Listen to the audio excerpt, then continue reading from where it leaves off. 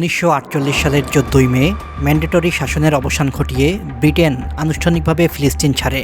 সেদিনই Tel Aviv থেকে ইহুদি জাতীয় পরিষদ ফিলিস্তিনের বুকে ইসরায়েল রাষ্ট্র প্রতিষ্ঠার ঘোষণা দেয়। এই ঘোষণার কয়েক ঘন্টা পরেই যুক্তরাষ্ট্র বা আমেরিকা ইসরায়েলকে স্বাধীন রাষ্ট্র হিসেবে স্বীকৃতি দেয়। U.S. was the first country to recognize Israel. President Truman did it just 11 minutes after its creation. যুক্তরাষ্ট্র ইসরায়েল সম্পর্কের শুরু সেখান থেকেই। এরপর দীর্ঘ 70 বছর ধরে জাতিসংঘ থেকে শুরু করে পৃথিবীর প্রতিটি প্রান্তে যেখানেই ইসরায়েলি স্বার্থ সেখানেই আমেরিকা রক্ষাকবচ এবং ইসরায়েলের দ্ব্যর্থহীন সমর্থক। We stand with Israel. I love Israel. I love Israel. The bond between our two countries is unbreakable. The eternal friendship Relationship is very important. We are you and you are us. দ্বিতীয় বিশ্বযুদ্ধের পর আমেরিকার কাছ থেকে সাহায্যপ্রাপ্ত দেশের তালিকায় ইসরায়েলের নাম সবার উপরে। শুধুমাত্র 2020 সালেই ইসরায়েলের সামরিক খাতে আমেরিকার সাহায্য ছিল $3.8 বিলিয়ন, বাংলাদেশি টাকায় যার পরিমাণ 30,000 কোটি টাকারও বেশি। শুধু তাই নয়, 2028 সাল নাগাদ এ সাহায্যের পরিমাণ দাঁড়াবে $38 বিলিয়ন। শান্তিতে নোবেলজয়ী প্রেসিডেন্ট বারাক ওবামা 2016 সালে একটি চুক্তি স্বাক্ষর করে ইসরায়েলের এমন বিশাল সামরিক সাহায্য প্রাপ্তির বিষয়টি নিশ্চিত করেছেন। জাতিসংঘ প্রতিষ্ঠার পর থেকে আমেরিকা তার ভেটো দেবার ক্ষমতা ব্যবহার করেছে মোট 84 বার, যার মধ্যে 43 বারই ইসরায়েলের পক্ষে এবং ফিলিস্তিনিদের বিপক্ষে। জাতিসংঘ নিরাপত্তা পরিষদ সম্প্রতি ইসরায়েল ফিলিস্তিন সংঘর্ষ বন্ধের জন্য যুদ্ধবিরতি আহ্বান করে একটি সামান্য বিবৃতি দিতে চাইলে সেটাতেও ভেটো দেয় আমেরিকা। জাতিসংঘ আর ইউরোপীয় ইউনিয়নের মতো সংগঠনগুলো ইসরায়েলের আন্তর্জাতিক আইন পরিপন্থী অনেক কর্মকাণ্ডের সমালোচনা করলেও আমেরিকা এসব ব্যাপারে বরাবরই চুপ থেকেছে। এভাবে ফিলিস্তিনিদের উপর ইসরায়েলের যাবতীয় দমনপীড়নের একনিষ্ঠ সমর্থক হয়ে থেকেছে আমেরিকা। আর সে কারণেই অনেকে ইসরায়েলের সাথে আমেরিকার সম্পর্ককে দ্বিপক্ষীয় সম্পর্ক না বলে ইসরায়েলের প্রতি আমেরিকার একপক্ষীয় সমর্থন নীতি বলে থাকেন। কিন্তু কেন এই অন্ধ সমর্থন? এখন প্রশ্ন হলো, আমেরিকা কেন ইসরায়েলকে এমন দ্ব্যর্থহীনভাবে সমর্থন করে? আন্তর্জাতিক আইন পরিপন্থী সব কর্মকাণ্ডেও আমেরিকা কেন সর্বদা ইসরায়েলকে প্রশ্রয় দেয়? ইসরায়েলের ব্যাপারে কেন তাদের মানবাধিকার লঙ্ঘনের বলি পাল্টে যায়? কি তার ঐতিহাসিক প্রেক্ষাপট? এর রাজনৈতিক নিয়ামকই বাকি? এসব বিষয় জানাতেই বিশ্বের আজকের এই ভিডিওটি তৈরি করা হয়েছে। চলুন দর্শক, জেনে আসি এই রহস্যের খুঁটিনাটি সব তথ্য। 1945 সালে দ্বিতীয় বিশ্বযুদ্ধ শেষ হওয়ার মাসখানেক আগে তৎকালীন মার্কিন প্রেসিডেন্ট রুজভেল্ট মৃত্যুবরণ করেন। সে সময় ভাইস প্রেসিডেন্ট ছিলেন হ্যারি ট্রুম্যান। রুজভেল্টের মৃত্যুর পর ট্রুম্যানকেই তার প্রেসিডেন্সির দায়িত্ব নিতে হয়। ইসরায়েল প্রতিষ্ঠার সময় তিনি ছিলেন আমেরিকার প্রেসিডেন্ট। আগেই যেমন বলেছি, ইসরায়েল রাষ্ট্র প্রতিষ্ঠার ঘোষণা দেওয়া হয় 1948 সালের মে মাসে, আর সে বছরের নভেম্বরেই আমেরিকার প্রেসিডেন্ট নির্বাচন। রুজভেল্টের মৃত্যু পরবর্তী সময়ে এটি ছিল হ্যারি ট্রুম্যানের জন্য প্রথম নির্বাচন।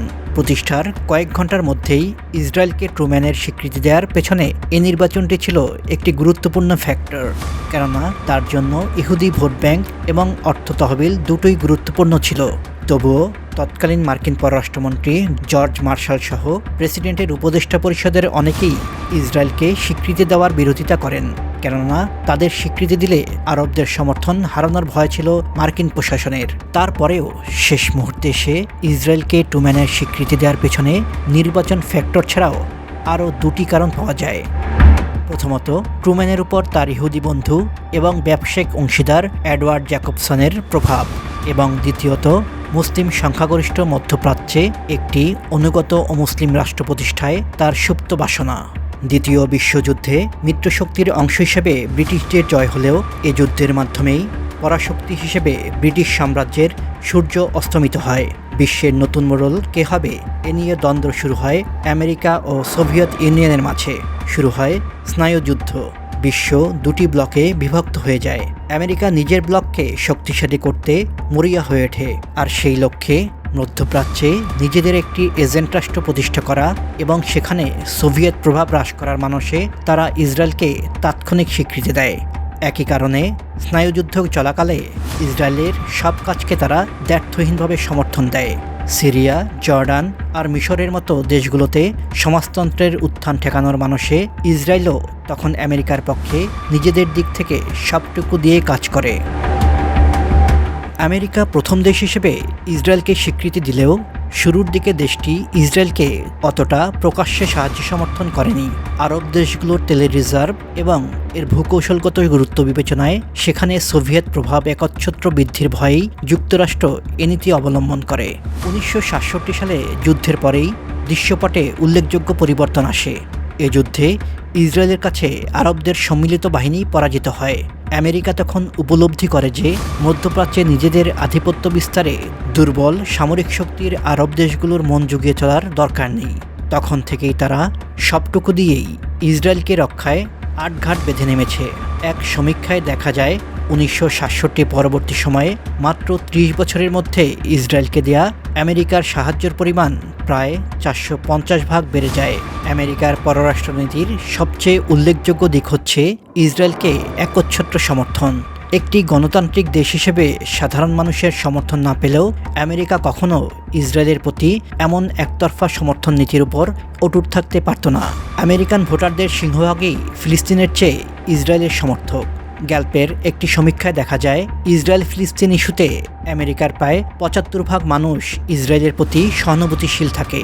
সম্পূর্ণ অন্যায়ের উপর দাঁড়িয়েও ইসরায়েল কিভাবে আমেরিকার সাধারণ মানুষের কাছ থেকে এমন সহানুভূতি পায়? মূলত আমেরিকায় রয়েছে ইসরায়েলের শক্তিশালী পিআর মেশিন, যা এই সংক্রান্ত যে কোনো ইস্যুতে আমেরিকানদের সহানুভূতি পাওয়ার জন্য ব্যাপক প্রচার চালায় তারা। সংবাদ মাধ্যম থেকে শুরু করে প্রতিটি জনসমর্থন আদায়কারী প্রজেক্টে যারা খরচ করে কারিকারি অর্থ।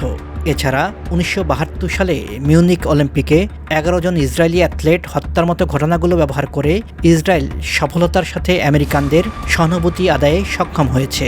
আমেরিকায় ইসরায়েলের পক্ষে কাজ করা সবচেয়ে বড় সংগঠন AIPAC, যার পুরো form American Israel public affairs committee, একেবারে তৃণমূল পর্যায়ে কাজ করে আমেরিকার ইহুদি ও খ্রিস্টান জনগোষ্ঠীর মাঝে ইসরায়েলের পক্ষে মত তৈরিতে এই সংগঠনটি সিদ্ধহস্ত।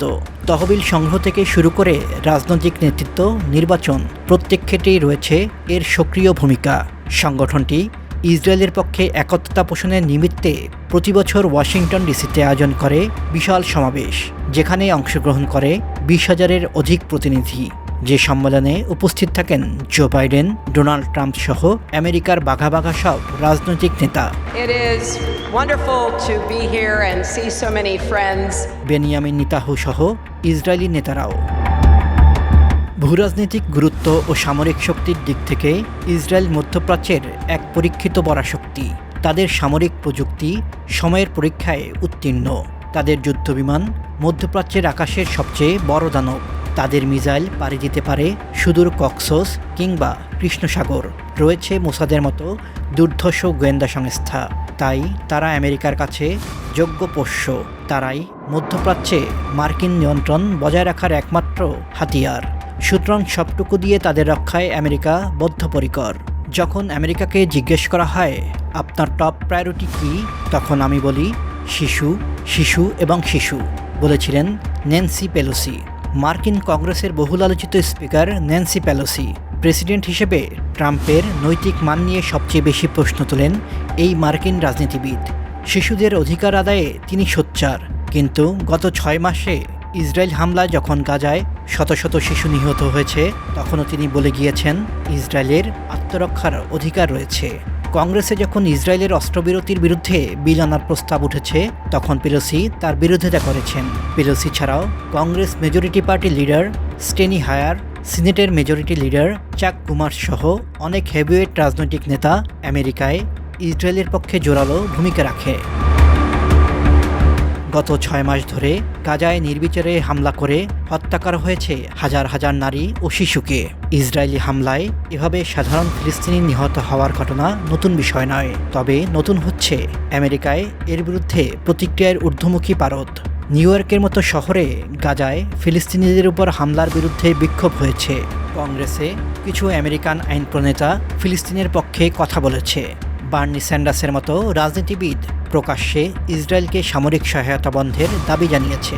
ইসরায়েল ফিলিস্তিন ইস্যুতে প্রেসিডেন্ট জো বাইডেন ভেতরে বাইরে নানামুখী চাপের মুখে পড়েছেন, যা আগে সেভাবে চোখে পড়েনি।